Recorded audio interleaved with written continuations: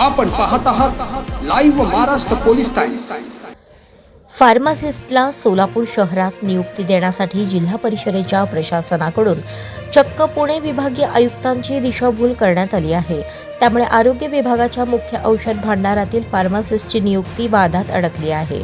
पदभार न घेताच या फार्मासिस्टने आषाढी वारीसाठी 10 कोटींची औषध खरेदी केल्याचा धक्कादायक प्रकार समोर आला आहे। सोलापूर जिल्हा परिषदेत अलीकडच्या काळात अनेक भानगडी समोर येत आहेत। आता चक्क एका फार्मासिस्टला सोलापूर शहरात नियुक्ती देण्यासाठी आरोग्य विभाग व झेडपी प्रशासन विभागाने संगनमत करून चक्क दिशाभूल करणारे प्रमाणपत्र दिल्याचे प्रकरण समोर आले आहे। जिल्हा परिषदेच्या आरोग्य विभागाचे मुख्य औषध भांडार सिव्हिल हॉस्पिटलच्या आवारात आहे। या औषध भांडारातून जिल्ह्यातील प्राथमिक आरोग्य केंद्रांना औषधे पुरवली जातात। औषधे खरेदी करणे, त्याचा योग्य साठा ठेवणे व तसेच गरज लागेल तसे आरोग्य केंद्रांना औषध पुरवण्यासाठी मुख्य फार्मासिस्टची नियुक्ती केली जाते। प्रवीण सोळंकी यांच्यानंतर प्रशासनाने विभागीय आयुक्तांच्या शिफारसीनुसार लीना पुजारी यांच्याकडे या भांडाराची सूत्रे सोपवली। त्यानंतर वादाला तोंड फुटले। फार्मासिस्ट लीना पुजारी यांची काही महिन्यांपूर्वी वळसंग होनानगर प्राथमिक आरोग्य केंद्राकडे नियुक्ती झाली होती। औषध भांडाराची जागा रिक्त होत असल्याचे दिसून आल्यावर 6 महिन्यांपूर्वी फार्मासिस्ट पुजारी यांनी जिल्ह्यातील एका आमदाराची शिफारस घेतली। या आमदाराने जिल्हा भांडारातील लस साठ्यावर नियंत्रण ठेवण्यासाठी ही शिफारस केली। वास्तविक लस साठ्यासाठी जागा रिक्त नव्हती।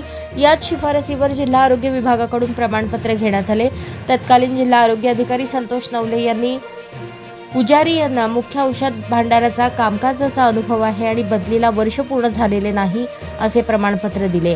या प्रमाणपत्रावर प्रशासन विभागाच्या उपमुख्य कार्यकारी अधिकारी स्मिता पाटील, तत्कालीन मुख्य कार्यकारी अधिकारी कुलदीप जंगम यांनी सह्या केल्या। वास्तविक पुजारी यांनी मुख्य औषध भांडारात यापूर्वी कधीच काम केलेले नाही असे असताना हे बनावट प्रमाणपत्र विभागीय आयुक्तांकडे देण्यात आले। त्यावरून तत्कालीन विभागीय आयुक्तांनी पुजारी यांच्या नियुक्तीला मान्यता दिली। जिल्हा परिषद प्रशासनाकडून असे बोगस प्रमाणपत्र कसे देण्यात आले याबद्दल गंभीर चर्चा सुरू झाली आहे। विशेष म्हणजे पुजारी यांच्या बदलीला 1 वर्ष पूर्ण झालेले नाही असेही प्रमाणपत्रात नमूद आहे। बदलीसाठी नियुक्तीच्या ठिकाणी 1 वर्ष पूर्ण होणे बंधनकारक आहे, तरीही विभागीय आयुक्तांनी ही बाब कशी तपासली नाही याबद्दलही उलटसुलट चर्चा सुरू आहे। त्याचबरोबर औषध भांडाराकडे अनुभवी सहाय्यक फार्मासिस्ट असताना नव्या नियुक्तीचा घाट का घातला गेला याबाबत देखील चर्चा सुरू आहे। याबाबत माध्यमातून ओरड सुरू असताना झेडपी प्रशासनाने याकडे दुर्लक्ष केल्याबद्दल आश्चर्य व्यक्त होत आहे। यातून झेडपीची मोठ्या प्रमाणावर बदनामी सुरू आहे।